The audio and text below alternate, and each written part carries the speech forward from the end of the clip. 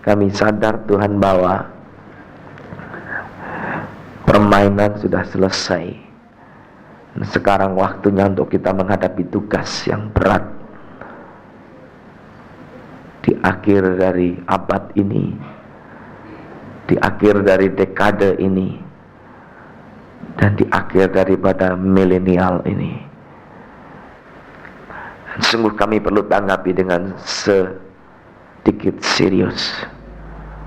Oleh sebab itu ya Tuhan, kami ingin ada roh hikmat dan roh wahyu turun di tengah-tengah kami saat ini. Kami mau bergantung kepada Roh Kudus sebagai guru kami, yang telah Engkau janjikan untuk membawa kami kepada segala kebenaran. Kami juga tidak ingin ada kedangkalan di dalam pertemuan ini, tapi kami ingin juga satu kedalaman di dalam pertemuan ini. Kami tidak ingin juga adanya artificiality, kepalsuan, kesemuan. Kami ingin satu kenyataan yang jelas daripada Allah. Mari Tuhan, kami ingin keluar sebagai emas yang murni, bukan seperti jerami, rumput atau kayu yang habis dibakar dengan api. Oleh sebab itu Roh Kudus, kami berdoa untuk Tuhan bicara kepada kami saat ini. Dalam nama Yesus kami menyerahkan jam yang kudus ke dalam tangan-Mu. Haleluya. Amin. Kita akan membuka Alkitab kita di dalam Lukas pasal yang pertama, ayat yang ke-13. Mulai. Lukas pasal yang pertama, kita mulai dengan ayat yang ke-13. Yang berbunyi demikian. Tetapi malaikat itu berkata kepadanya, maksudnya kepada Zakaria, yang pada waktu itu sebagai imam besar di bait Allah, jangan takut hai Zakaria, sebab doamu telah dikabulkan, dan Elisabeth istrimu akan melahirkan seorang anak laki-laki bagiku, dan haruslah engkau menamai dia Yohanes. Arti Yohanes itu adalah yang dianugerahi Tuhan, yang dianugerahi Tuhan.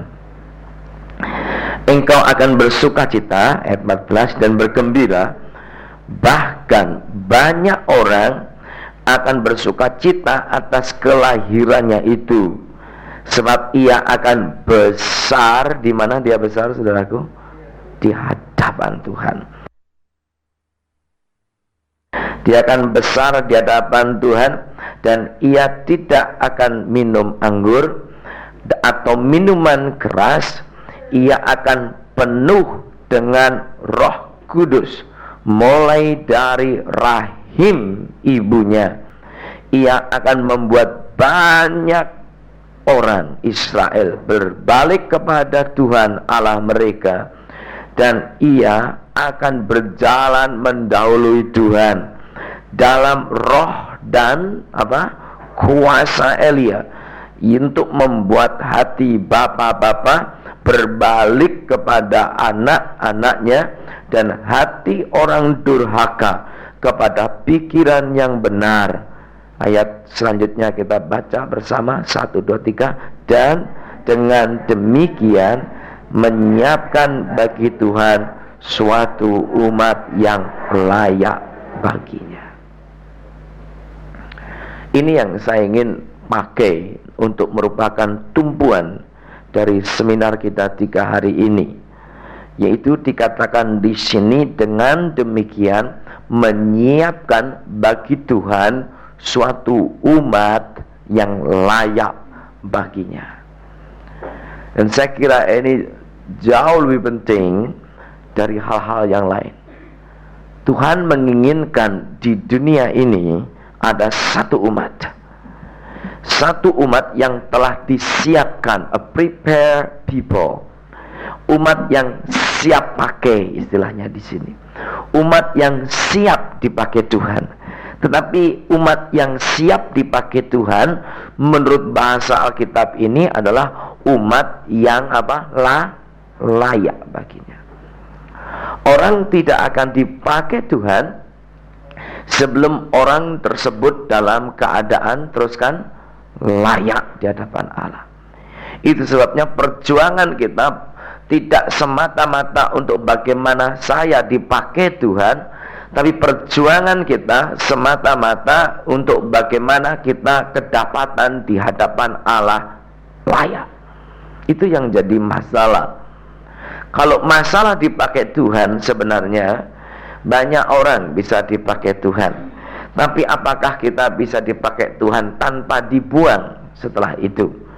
Karena Paulus mengatakan, jangan aku yang memberitakan Injil binasa, sedangkan orang yang mendengarkan aku itu diselamatkan. Jadi kalau pengertian kita hanya supaya sekedar dipakai Tuhan, maka kita akan potong kompas, kita akan ambil jalan pintas, kita mulai adakan shortcut, oleh karena kerinduannya cuma bagaimana saya dipakai Tuhan. Dan akhirnya banyak orang dipakai Tuhan, tetapi orang tersebut belum disiapkan untuk menjadi umat yang layak baginya. Sehingga meskipun dipakai Tuhan, tapi durationnya, jangka waktu pemakaian itu tidak bisa lama. Banyak orang yang hanya dalam waktu yang sangat relatif singkat dipakai Tuhan, dan setelah itu kita tidak lagi lihat batang hidungnya. Dan kalaupun kedengaran, semua yang kedengaran adalah negatif, karena keterlibatannya dengan segala macam yang tidak terpuji dan tidak memuliakan Tuhan, baik dalam segi finansial maupun segi immoralitas, dan banyak hal-hal yang lain yang menyebabkan orang tersebut tidak bisa secara kontinu dipakai Allah. Masalahnya di mana mereka hanya menyiapkan diri untuk dipakai Tuhan, tapi tidak menyiapkan diri untuk menjadi umat yang layak di hadapan Dia. To be a worthy people, orang yang layak di hadapan Allah. Itu yang saya kira lebih utama daripada yang lain-lain. Kegiatan-kegiatan rohani kita memang sangat baik sekali. Apalagi yang kita akan adakan nanti sore, kebaunan rohani, itu kita bagus sekali harus lakukan.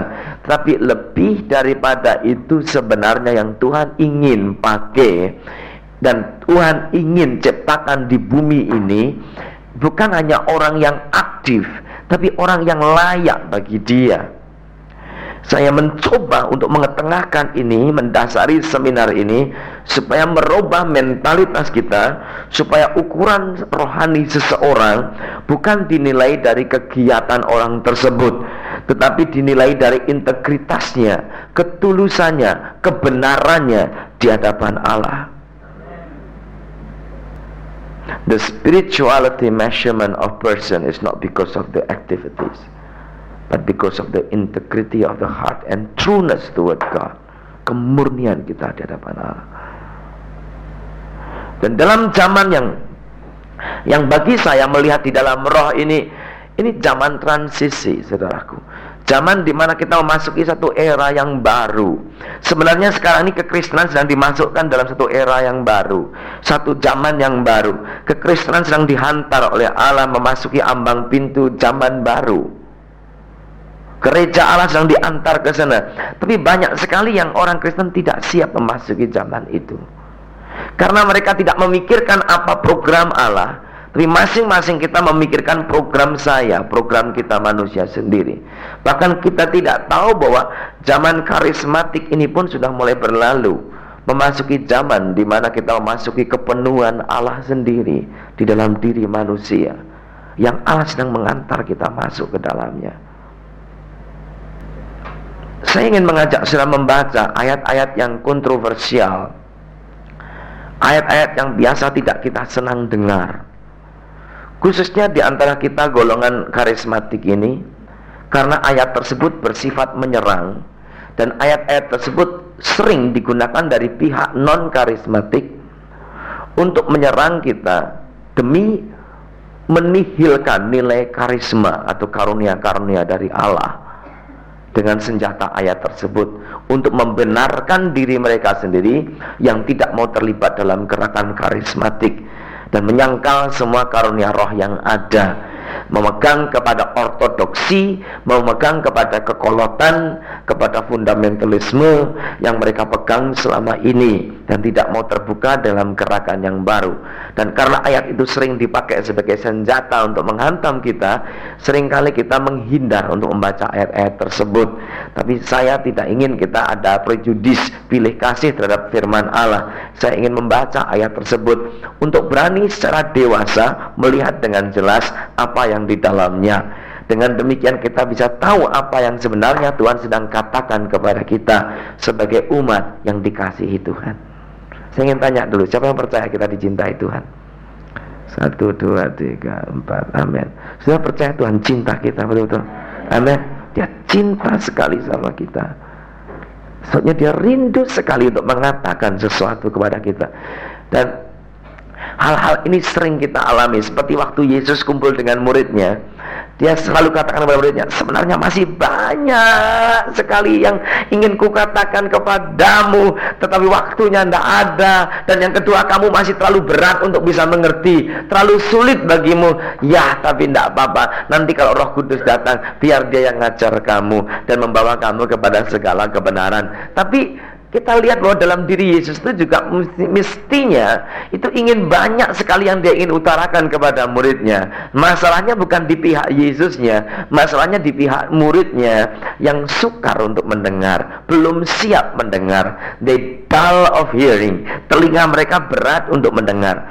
Paulus juga pernah menuliskan dalam Ibrani 5, banyak yang ingin kusuratkan, banyak yang ingin kukatakan kepadamu, tapi sayangnya kamu belum sanggup menerimanya, kamu belum siap menerimanya. Seluruhnya banyak sekali yang ingin kukatakan, tapi banyak di antara kamu seperti kanak-kanak, seperti bayi yang harus diajar hal-hal yang dasar alif bata atau hal-hal yang dasar ABCD yang cuman alfabetik, yang sederhana sekali. Belum bisa makanan yang keras, yang kamu suka cuman susu, makanan bayi. Itu sebabnya kadang-kadang perasaan yang sama timbul dalam hati saya. Bukan berarti saya tahu banyak dari Tuhan, tapi saya kadang-kadang tahu dan ingin membagikan. Lebih banyak orang yang tidak siap, dan itu saya alami dalam gereja saya sendiri, dalam jemaat saya sendiri yang masih relatif sangat muda, 1,5 tahun, dan belum siap mendengar berita-berita itu.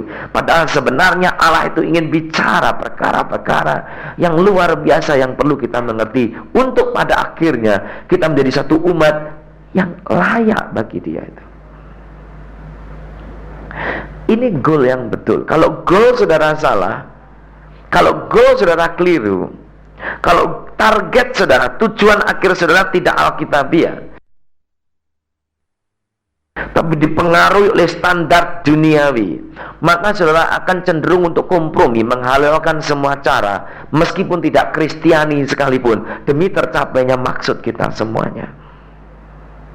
Dan kita bisa mencapai maksud yang kita inginkan dengan jalan potong pintas, tetapi kita tidak menjadi umat yang layak di hadapan Allah. Contohnya Abraham, goalnya yaitu punya anak. Dia tahu itu kan juga dari Tuhan. Tuhan ingin dia punya anak, tapi goal itu tidak dikuduskan di hadapan Allah dan tidak diserahkan kepada Allah untuk menggenapinya. Mendengar usul penilaian manusia yang menurut logika sangat-sangat masuk akal, karena istrinya Sarah sedang menopause, sudah mati haid, sudah tidak mungkin lagi dibuai, sudah tidak mengeluarkan indung telur lagi, sehingga tidak mungkin dibuai. Dan usulnya itu sangat masuk akal, sangat rasional, sangat bisa diterima, sangat logikal. Itu dikatakan dengan pembantu Hagar, toh juga keturunanmu. Yang Tuhan inginkan keturunanmu, bukan keturunanku. Aku kan tidak punya keturunan, pria yang punya keturunan, berkatnya kan jatuh kepadamu. Dan ini argumentasi, semuanya masuk akal, dan lahir dan sampai kepada tujuan, punya anak laki-laki, sampai kepada target dan goal, tujuannya ada, tercapai. Tapi tanpa disadari, apa yang dicapai justru menjadi masalah bagi dirinya. Sampai saat ini masih terasa, karena Ismail lahir dan bikin ribut dunia terus-terusan. Betul enggak, saudaraku? Tercapai mencapai goal itu sendiri, tapi tidak layak di hadapan Allah. Dan saya ingin tanya, mana yang engkau inginkan? Engkau ingin mencapai tujuan atau ingin engkau jadi umat yang layak di hadapan Allah? Yang layak. Itu yang penting. Itu yang penting. Saya janjikan tadi membaca ayat itu di dalam Matius pasal yang ke-7 ayat 21. Bukan setiap orang yang berseru kepadaku, apa saudara? Tuhan, Tuhan, akan masuk ke dalam kerajaan surga, melainkan dia yang melakukan kehendak Bapakku yang di surga. Nah, ayat berikutnya itu menelangkan, ya. Jadi tidak setiap orang yang berteriak Tuhan, Tuhan itu masuk dalam kerajaan surga, tapi orang yang melakukan kehendak Bapa. Nah, ayat 22, kalau kita tidak hati-hati bacanya, kita terjebak di sini. Pada hari terakhir, akhir zaman sekarang ini, orang akan berseru kepadaku, Tuhan, Tuhan, bukankah kami bernubuat demi namamu dan mengusir setan demi namamu dan mengadakan banyak mujizat demi namamu juga? Ayat 23. Pada waktu itu aku, kata Yesus, akan berterus terang. Itu yang aneh sekali. Tuhan ingin bicara belak-belakan, apa adanya dan terus terang. Dan berkata begini, saudaraku, Tuhan katakan berterus terang dan berkata, aku tidak pernah mengenal kamu, enyahlah daripadaku, kamu sekalian pembuat apa? Kejahatan. Coba kita pikir betul-betul, masa disebut pembuat kejahatan, masa disebut tidak pernah dikenal Tuhan, padahal orang tersebut bernubuat. Loh, apa bernubuat itu berbuat jahat? Bernubuat itu berbuat jahat enggak, saudara? Masa? Bernubuat itu baik atau jahat? Baik kan? Nah, sering digunakan oleh orang yang anti karismatik. Tuh lihat, nubuat itu jahat dan ini enggak. Bukan nubuatnya yang jahat. Nah, dikatakan mengusir setan. Loh, masa mengusir setan disebut membuat kejahatan dan enyahlah kamu, aku tidak pernah kenal engkau. Nah, mana orang ngusir setan tapi tidak dikenal oleh Tuhan? Itu payah nggak, saudara? Amin, saudara? Kok amin, saudara? Bagaimana nih? Jangan amin. Celakalah aku. Jadi apa salah mengusir setan itu? Apa salah? Tidak. Tapi kenapa Tuhan katakan kamu pembuat kejahatan? Yang ketika berbuat banyak mujizat, banyak keajaiban lah, orang barang hilang didoain ketemu lagi, orang tidak punya anak didoakan punya anak, dan banyak sekali mujizat yang lain-lain, mungkin gunung dipindahkan, laut dibelah. Tapi Alkitab katakan, hai kamu yang berbuat kejahatan, aku tidak pernah kenal kamu. Itu sebabnya saya ulangi statement saya tadi, ucapan saya yang pertama tadi. Kerohanian seseorang tidak diukur dari banyaknya aktivitas dan kegiatan yang pribadi tersebut lakukan, tapi ditentukan dari ketulusannya, keintegritasannya, dan kebenarannya di hadapan Allah. Itu yang disebut umat yang layak. Sebenarnya umat yang siap pakai adalah umat yang layak bagi dirinya. Kalau begitu, kalau umat yang layak tidak ngusir setan, lebih dari ngusir setan. Kalau gitu umat yang layak tidak bernubuat, lebih dari sekedar bernubuat. Kalau gitu umat yang layak itu tidak akan mengadakan banyak mujizat, lebih daripada sekedar mujizat. Lebihnya itu di mana? Lebihnya itu di dalam ayat 21 dan 23 ini. 21 dikatakan bukan orang yang berseru Tuhan masuk kerajaanku, tapi orang yang melakukan kehendak Bapakku. Nah, ketahuilah saudara bahwa kita bisa terlibat di dalam segala macam bentuk kegiatan rohani, sibuk dari pagi sampai sore sampai malam, Tapi di saat yang sama, di tengah-tengah kesibukan kita yang kelihatan itu rohani, belum tentu itu kita sedang melakukan kehendak Bapa. Lihat sendiri ayatnya, bukan saya yang tulis. Hanya orang yang melakukan kehendak Bapakku. Tapi dituliskan dalam ayat berikutnya kok orang aktif. Kegiatan agamawi kita itu tidak ada hubungannya dengan kehendak Bapa dalam hidup seseorang. Itu sebabnya saudaraku, saya sekarang bukan lebih banyak berdiam diri sebetulnya. Saya juga masih sangat aktif, tapi saya lebih selektif dan berdoa supaya apa yang saya lakukan, saya tahu betul itu benar-benar bukan sekedar kegiatan agamawi, tapi benar-benar dalam rencana dan kehendak Tuhan sendiri. Karena semua kegiatan kita yang di luar kehendak Allah, meskipun berhasil, tetapi tidak akan langgeng, karena akan diuji dengan api dan akan terbakar. Kalau itu dari jerami, dari rumput, dan dari kayu, lewat api, hangus, keluar nggak ada bekasnya. Keberhasilan yang mendadak yang nampak saat ini pada seseorang tidak merupakan ukuran kelanggengannya. Yang penting ketulusan seseorang tersebut di hadapan Allah. Dan orang hanya bisa tulus di hadapan Allah kalau kita menjadi umat yang layak. Dan orang hanya bisa menjadi umat yang layak kalau izinkan dia bekerja secara dalam diri kita. Saya sering katakan yang penting itu bukan kerja buat Tuhan, yang penting itu dikerjain Tuhan. Banyak orang yang cuma kerja buat Tuhan tapi tidak mau dikerjain Tuhan. Dan saya kenyang dikerjain Tuhan. Dan belum selesai, terus ini saudaraku, diinjak-injak, dipermalukan, diolah, dihina, disalah mengerti, dituduh dan segala macam dikerjain. Dan saya katakan terus Tuhan, terus Tuhan. Kalau akhirnya saya harus jadi umat yang layak di hadapan Allah, aku mau mengalami semuanya ini. Ini yang perlu banyak ditekankan pada saat ini. Kalau kita ingin menjadi umat yang siap pakai, karena kebanyakan orang Kristen datang kepada Dia, kita sudah datang tubuhnya, hatinya, tapi pikirannya masih konsep duniawi, sehingga kita datang kepada Allah itu hanya menginginkan benefit, ya, faedah, fasilitas untuk diri kita, tapi tidak pernah kita membuka diri. Oke Tuhan, saya ingin kehendak Allah dinyatakan dalam diriku, dan untuk mencapai itu kerjain saya Tuhan.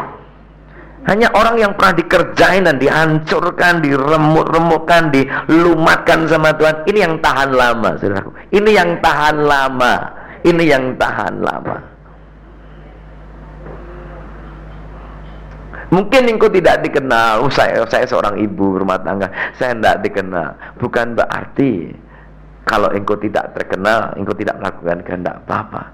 Tapi kalau engkau menempatkan dirimu sebagai umat yang layak, kadang-kadang kita bisa heran. Bisa-bisa saudara punya mahkota dan kemuliaan di alam surga nanti lebih cemerlang dari orang yang tiap hari di kapal surat kabar seperti saya begitu, dan yang lain sebagainya. Betul saudaraku. Hanya akan ada banyak kejutan nanti di surga. Kita pikir nama-nama tenar itu yang akan pakai mahkota gede, nggak taunya seibu tua dari Irian. Saudaraku, dia pakai kemuliaan yang jauh lebih besar. Ini siapa? Gua nggak pernah dengar. Doa dari Mbak Mena katanya. Dulu pakaian aja nggak cukup katanya saudaraku. Tapi sekarang kenapa perlu kemuliaan? Karena tulus di hadapan Allah. Menyiapkan satu umat yang layak bagi Dia. Dan yang kedua yaitu karena kita melakukan kehendak Allah. Yang kedua yaitu dikatakan di sini, nyala engkau daripadaku karena aku tidak pernah mengenal kamu. Nah, saudaraku, kita kenal Tuhan satu hal yang lain dengan apakah Tuhan kenal kita, itu loh saudaraku. Banyak orang itu masih dalam taraf aku kenal Tuhan. Tapi yang dimasalahkan di sini itu Tuhan kenal saya. Saya kenal Pak Harto sih, kenal. Tapi apakah Pak Harto itu kenal saya? Waktu saya menyelinap di antara begitu banyak, apakah Pak Harto bisa lihat? Jeremy Harim, sini. Apakah dia bisa kenal saya begitu? Lain. Saya kenal dia. tahu betul dia, lihat muka pernah. Tapi masalahnya apa? Dia kenal saya. Nah, bagaimana supaya dia kenal saya? Saya mesti dekat dengan dia. Saya bacakan itu dalam 1 Timotius, 2 Timotius maksudnya. 2 Timotius pasal yang kedua. 2 Timotius pasal yang kedua. Ayat yang ke-19 mulai. Nah, ini seminar agak lain sedikit. Bukan bagaimana caranya supaya dapat rumah baru dalam 3 bulan gitu. Enggak ada begitu di sini. Ini seminar untuk umat yang siap pakai. Bagaimana cara menghilangkan pusing? Enggak ada di sini. Ini caranya ialah bagaimana hidup berkenan di hadapan Allah. Amin, saudaraku. Itu semua yang lain itu cuma bonus. Ada haleluya. Itu bonus, saudaraku. Amin. Diberi mobil baru, saya baru saja mobilnya baru. Tapi itu bukan hal yang utama bagi saya. Yang utama dalam diri saya yaitu supaya saya layak di hadapan Tuhan. Nanti kalau kita layak di hadapan Dia, itu datang sendiri. Itu bonus, saudaraku. Alkitab mengatakan segala kebaikan Tuhan akan menyertai aku sepanjang hidupku, tapi aku akan tinggal dalam rumah Tuhan selama-lamanya. Dikatakanlah Mazmur 23 kan begitu. Surely goodness and mercy shall follow me all the days of my life, and I will dwell in the house of God forever. Jadi segala kebaikan dan kemurahan Tuhan saja yang akan menyertai aku sepanjang hidupku, tapi aku sendiri yang kuinginkan tinggal dalam rumah Tuhan untuk selama-lamanya. Artinya berkatnya yang ngikuti kita, dan kitanya tinggal dalam rumah Allah untuk menjadi umat yang layak bagi Dia. Kalau kita menjadi umat bukan hanya yang percaya Tuhan, tapi kita menjadi umat kepercayaan Tuhan, itu luar biasa. Bukan menjadi umat yang kenal Tuhan, tapi menjadi umat yang dikenal oleh Allah. Ini kita harus naik, saudaraku. Taraf kita selama ini cuma saya kenal Tuhan. That's good. Does God know you? Apa Tuhan kenal saudara? Oh, I trust God, saya percaya Tuhan. Baik, did God trust you? Nah, apa saudara sudah jadi orang kepercayaannya? Kalau kita sudah dibentuk dan menjadi orang kepercayaan Allah, sebenarnya nggak ada batasnya fasilitas yang Allah sediakan.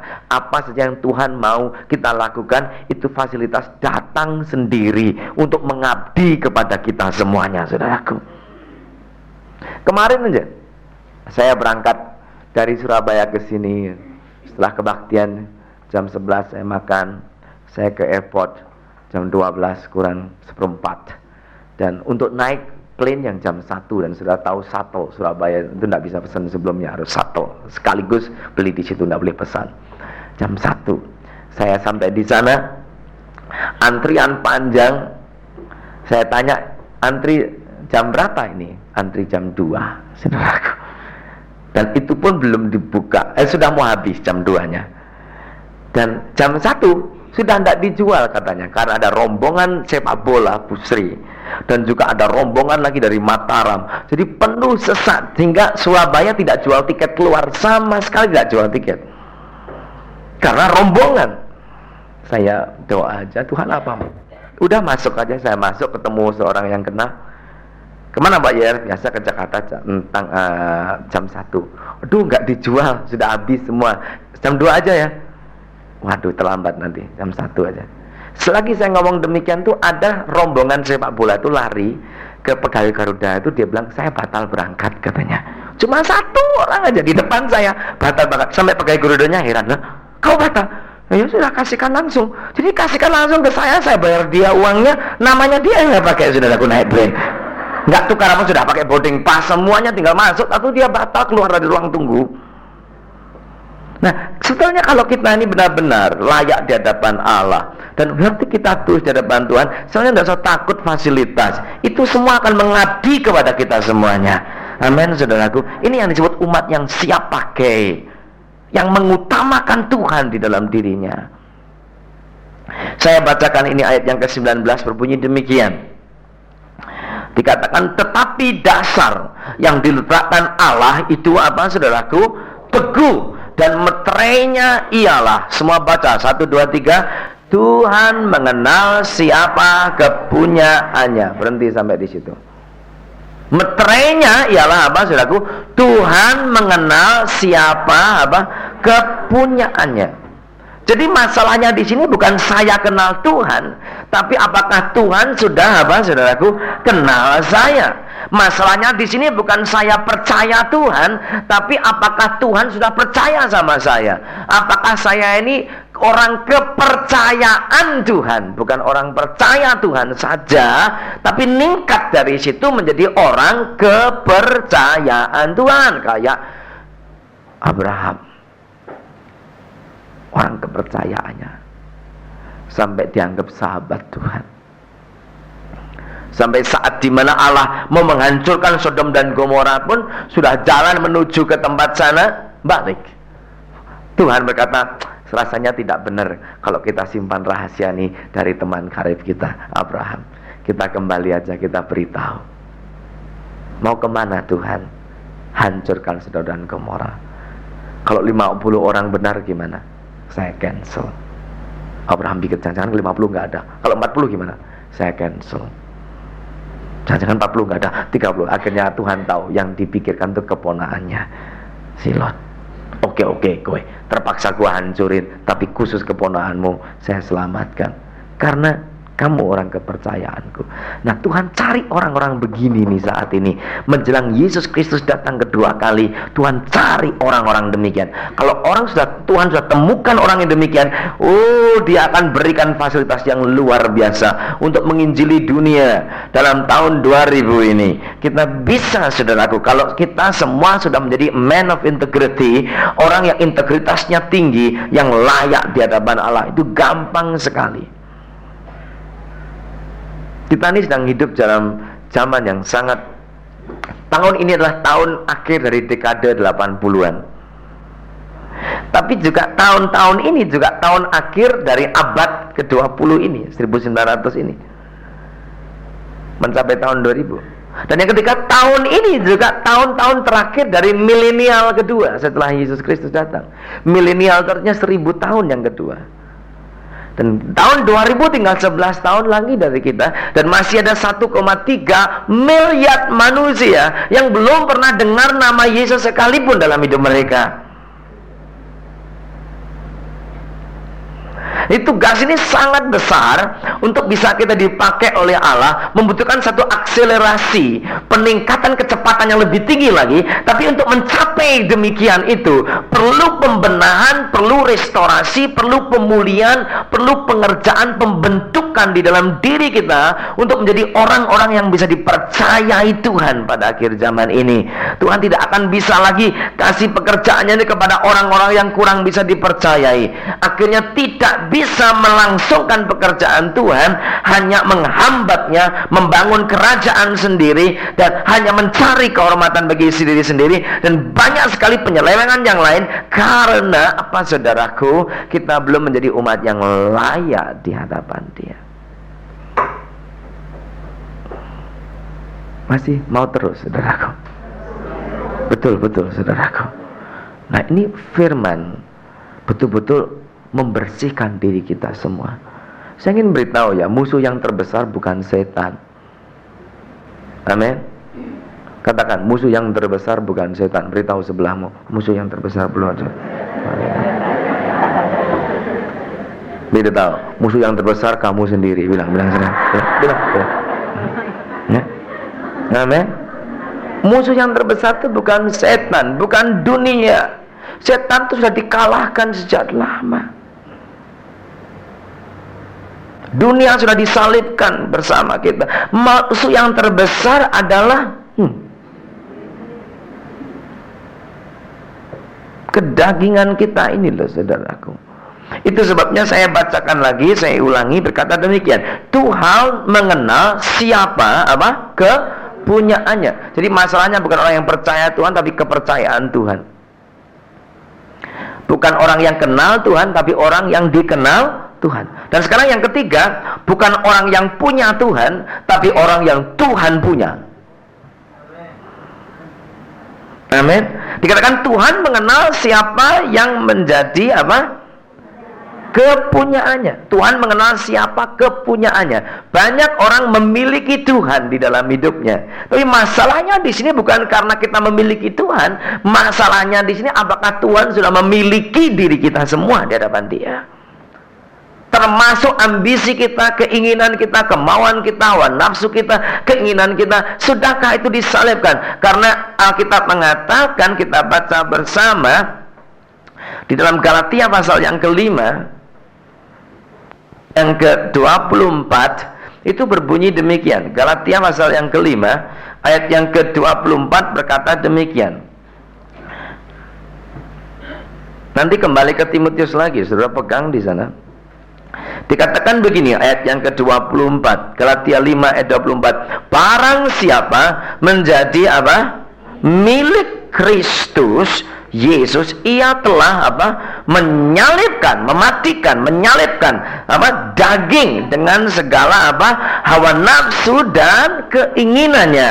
Jikalau kita hidup oleh Roh, baiklah kita hidup juga dipimpin oleh Roh, dan janganlah kita gila hormat, janganlah kita saling menantang dan saling apa? Mendengki. Itu semua dari mana? Dari ini loh, si aku ini loh, saudaraku.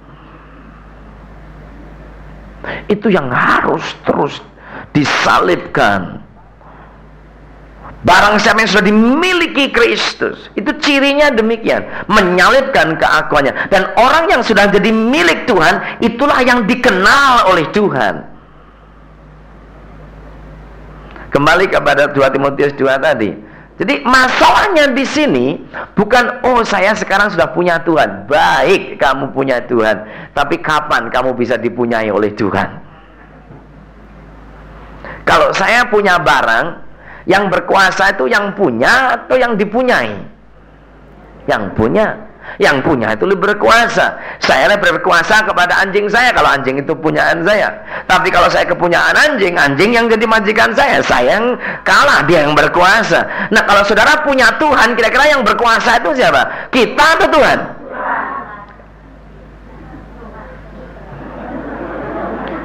Itulah sebabnya kadang-kadang Paulus berkhotbah.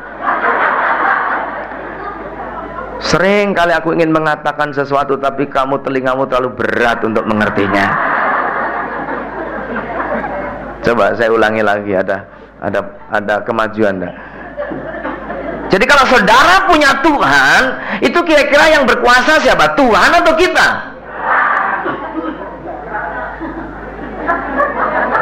Nah, ini mulai seru ini.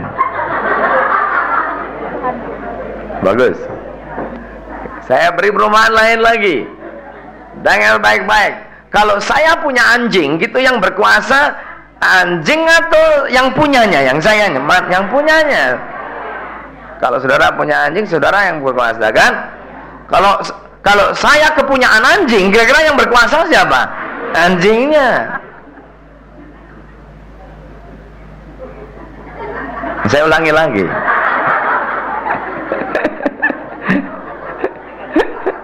Saya ulangi lagi. Kalau saudara yang punya Tuhan, saudara punya Tuhan dalam dirimu, yang berkuasa itu kita yang punya Dia atau Tuhan yang punya kita? Kita yang berkuasa.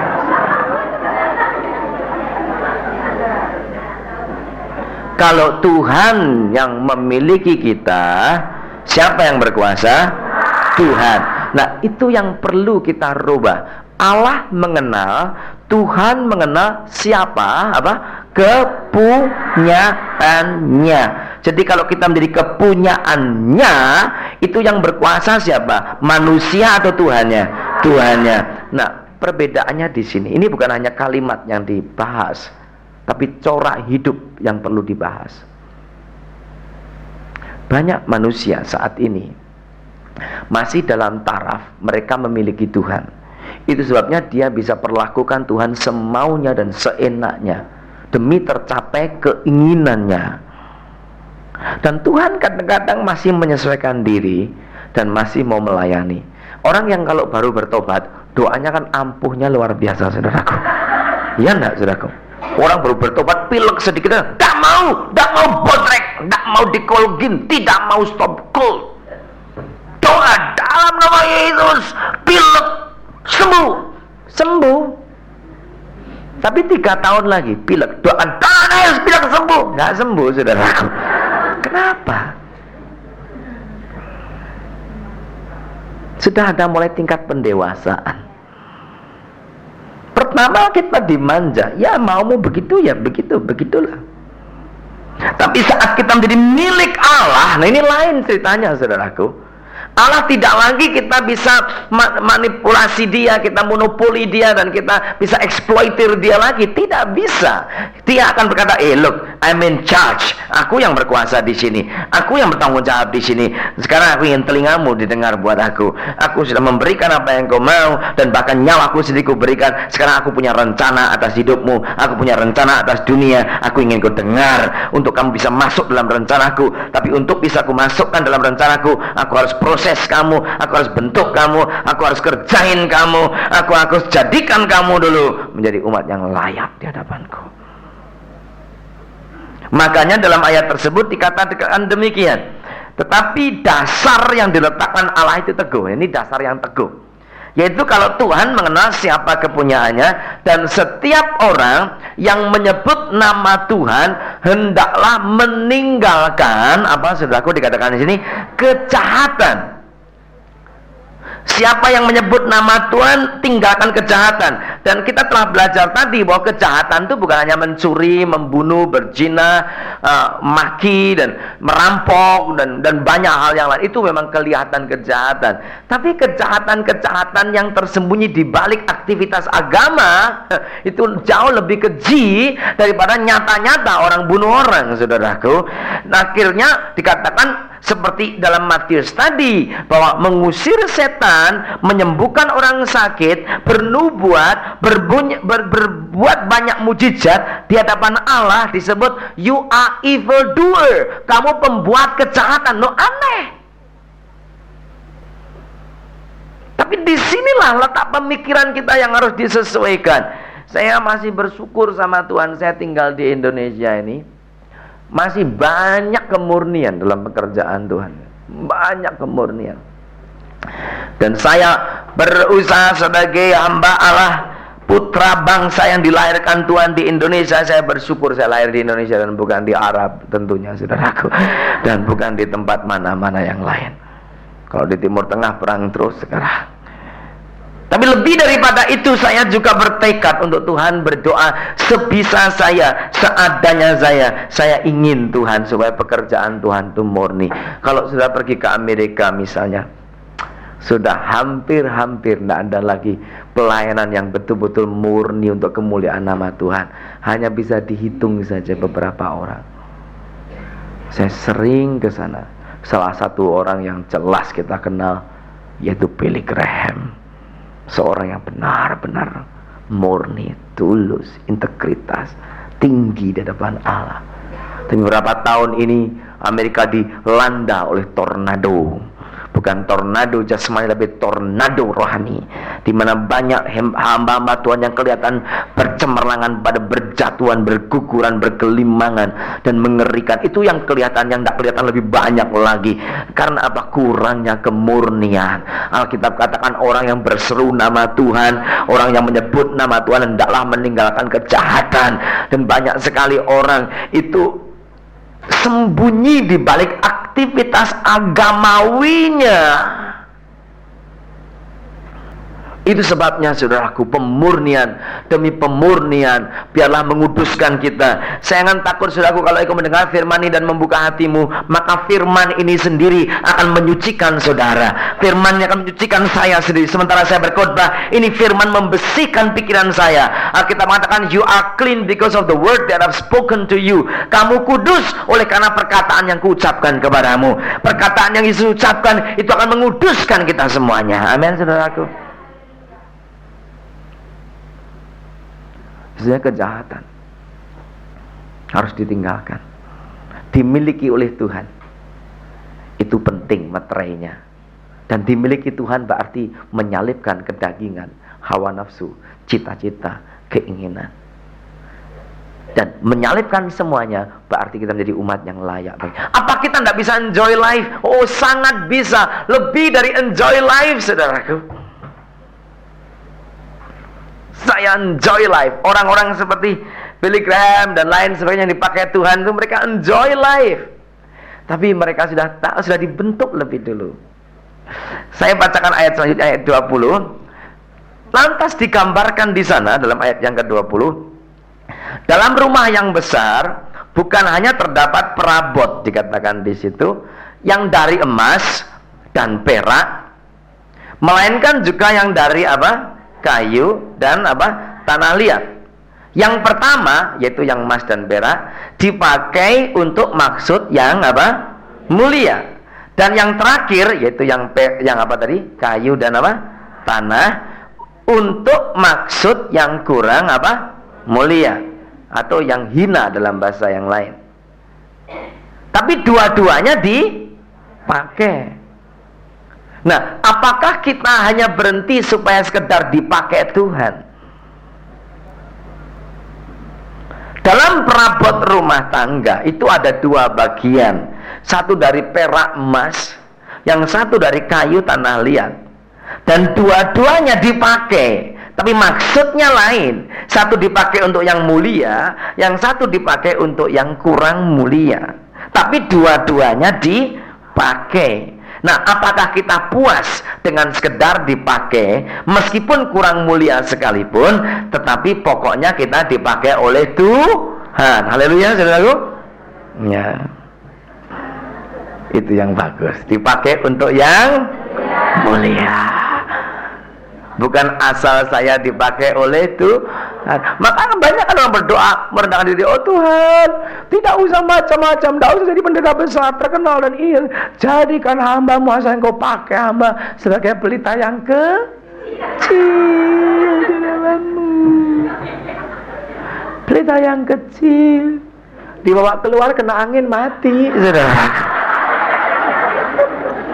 Makanya banyak orang Kristen berdoa begitu. Pakailah saya sebagai pelita yang kecil di dalam gereja. Begitu keluar kena angin mati, murtad lagi di tengah jalan sana. Nanti doa lagi kena seminar, berjadikan aku pelita kecil. Cuma di dalam aja dia percaya. Keluar kena angin, mati lagi, saudaraku.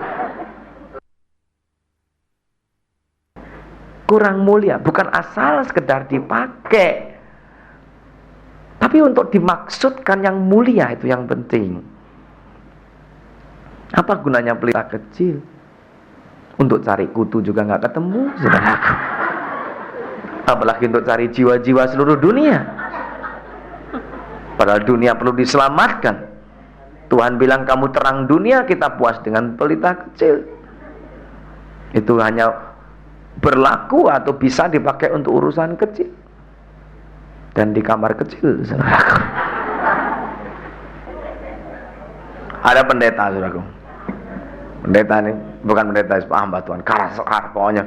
Dia bodoh, dia bilang, saudara saya bodoh, saya tidak sekolah, saya tidak pinter, saudara, tapi buktinya saya dipakai Tuhan. Terus ada yang nyeletuk, keledai juga, katanya, saudara.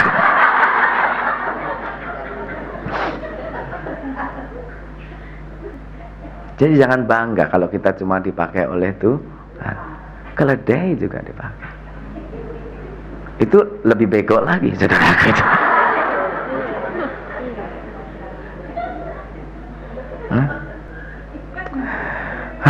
Ambil nafas panjang dulu, saudara. Haleluya.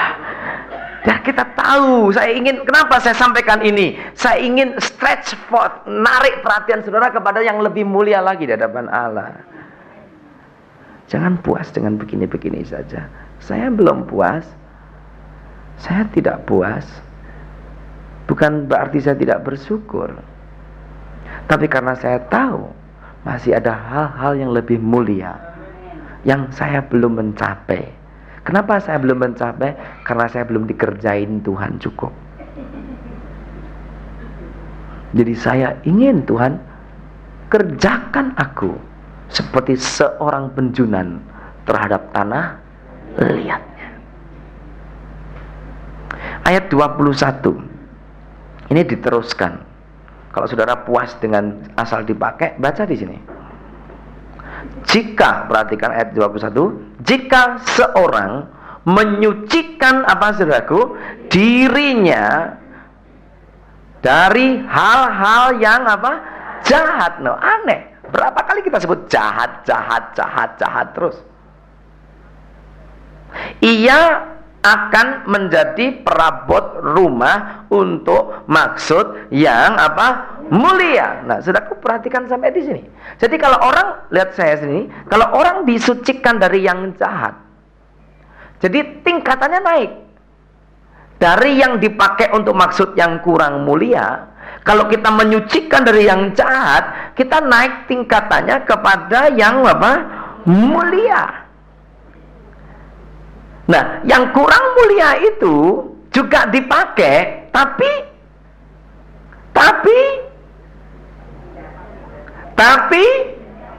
jahat. Menyucikan diri dari yang jahat. Terus ya, baca ya. Jika seorang menyucikan dirinya dari hal-hal yang jahat, ia akan menjadi perabot untuk maksud yang mulia, ia semua katakan keras, kuduskan, dan dipandang, semua katakan layak untuk dipakai tuannya, dan disediakan untuk setiap pekerjaan yang mulia. Jadi untuk bisa menjadi perkakas yang mulia, kita harus dikuduskan, sehingga kita menjadi umat yang layak di hadapan Dia. Masalahnya di sini. Inilah umat yang siap pakai. Ini belum apa-apa, saudaraku. Kebon rohani yang kita alami saat ini tuh masih trickle, it's only a drizzling, it's only a drop in the bucket. Yang kita alami saat ini baru percikan. Kita belum mengalami hujan deras. Saya percaya kalau Allah sudah selesai menyiapkan satu umat di muka bumi ini yang layak di hadapan Dia, akan ada final blow, ada satu hembusan terakhir, ada satu dobrakan terakhir, ada satu serangan terakhir, di mana iblis betul-betul terkapar, nggak berdaya dan terbelenggu untuk selama-lamanya, dan umat manusia dan segala makhluk akan dibebaskan masuk dalam kemuliaan Allah pada akhir zaman ini. Haleluya, tepuk tangan bagi Dia. Ini yang sedang terjadi. Itu sebabnya sekarang ini semuanya lagi mengerang, kesakitan. Gereja Tuhan juga mengerang. Ada sesuatu yang mau lahir, saudaraku. Yang lahir itu apa? Ya ini umat yang layak ini. Mana-mana sedang ada satu perangan, pergumulan. Dalam bahasa Inggris disebut birth pain. Satu sakit seperti orang melahirkan. Alkitab katakan berkali-kali. Traveling in the spirit. Ada satu pergumulan di dalam roh di mana-mana.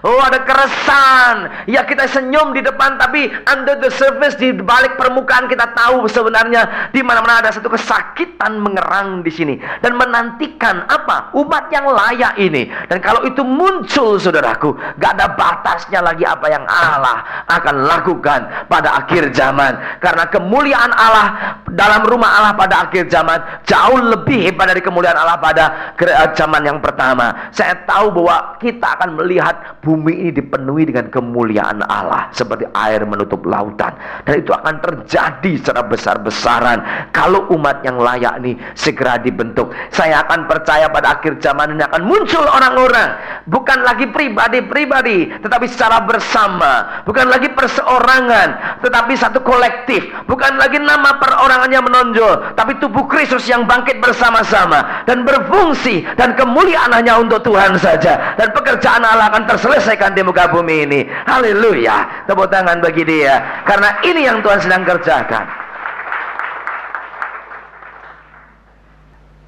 Zamannya lain.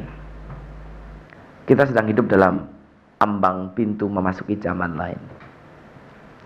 Saudara yang selama ini kekristenanmu hanya cari orang terkenal, sudah akan kecewa. Boleh saya bicara belak-belakan kan? Tuhan Yesus kan bilang, aku ingin berterus terang kepadamu. Saya kan boleh kan berterus terang kepada saudara. Kan saya harus ikut Yesus. Ya? Jadi kalau kekristenan saudara masih ingin mengandalkan seseorang tanpa mengandalkan Tuhan, itu akan dikecewakan. Karena pada akhir zaman ini gerakannya lain. Bukan lagi zaman kayak dulu Billy Sunday, Billy Graham, Charles Finney, D.L. Moody, Morris Rousseau dan lain-lain. Itu kita punya zaman sendiri. Tapi ini zamannya supaya setiap orang Kristen bangkit di dalam tubuh Kristus, bersama-sama melayani, sehingga bukan nama perorangan lagi, tapi Tuhan dipermuliakan di tengah-tengah umatnya. Haleluya, haleluya. Ini yang sedang terjadi saat ini. Itu sebabnya kita sedang mengalami penyucian. Kalau kita dikuduskan, dimurnikan, disucikan, saudaraku, sabarlah, sabar, disiapkan. Saya akan bacakan ayat yang ke-23, 22. Nanti kan jelas di sini artinya. Sebab itu jauhilah nafsu orang muda, kejarlah keadilan. Jadi nafsu, imoralitas dijauhi, keadilan, ya, keadilan dikejar, jangan tidak adil. Kesetiaan, banyak orang tidak setia satu dengan yang lain, patah hubungan dan lain sebagainya. Kasih dan damai bersama-sama dengan mereka yang berseru kepada Tuhan dengan hati nurani yang murni. Saya menjaga dalam diri saya, kalau saya mau jadi berkakas yang lebih mulia di hadapan Tuhan, Tuhan tidak ingin saya mempunyai roh parsialisme, yaitu roh yang memihak-mihak. Saya harus baik dan damai dengan setiap orang yang berseru dengan nama Tuhan dengan hati nurani yang murni. Saya harus bisa kerja sama dengan semua golongan, semua gereja, semua orang yang berseru dengan nama Tuhan. Mungkin tekanannya lain, stylenya lain, caranya sedikit lain, tapi Yesusnya sama, dan saya harus menghormati mereka itu. Itu sebabnya saudaraku, perlu satu kedewasaan di dalam diri kita. Ayat 23, hindarilah soal-soal yang dicari-cari, yang bodoh dan tidak saudaraku, layak. Berdebat, berbantah, berkelahi bukan kehendak Tuhan. Engkau tahu bahwa soal-soal itu menimbulkan saudaraku? Pertengkaran. Ayat 24 baca bersama-sama. Sedangkan seorang hamba Tuhan tidak boleh bertengkar sedapat-dapatnya.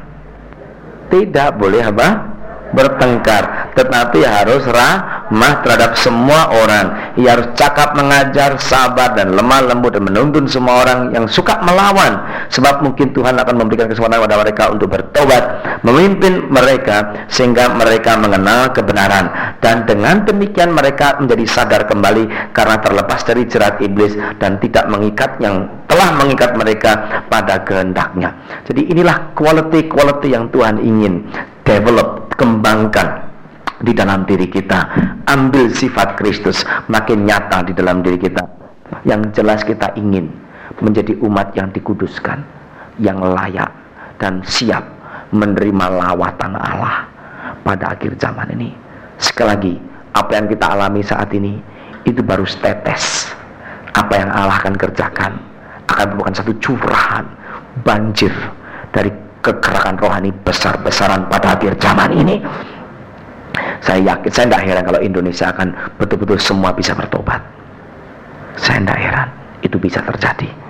Tapi masalahnya kita harus semakin sungguh-sungguh dilayakkan oleh Tuhan, berani dikerjakan oleh Tuhan. Buang segala pemberontakan dalam diri kita, supaya kita menjadi umat yang siap pakai, bukan sekedar dipakai, tapi umat yang layak dan dipakai untuk maksud yang mulia demi kemuliaan nama Tuhan. Amin. Kita berdoa sebentar. Haleluya. Bapa dalam surga, kami mulai seminar ini dengan melihat rencanamu, melihat maksudmu yang jelas. Kami mulai seminar ini dengan mau melihat ke jendela hatimu, mendengar detak jantungmu yang engkau rindukan untuk menciptakan di bumi ini satu umat yang layak bagi Dia. Pelihara kami dan jaga kami dalam roh Allah, supaya kami masuki season berikutnya lebih siap lagi mendengar kebenaran firman Allah. Karena kami akan mengenal kebenaran, dan kebenaran itu akan memerdekakan kami semuanya. Terima kasih ya Tuhan. Berkati setiap kami yang hadir. Sejahtera-Mu mengawali kami semuanya.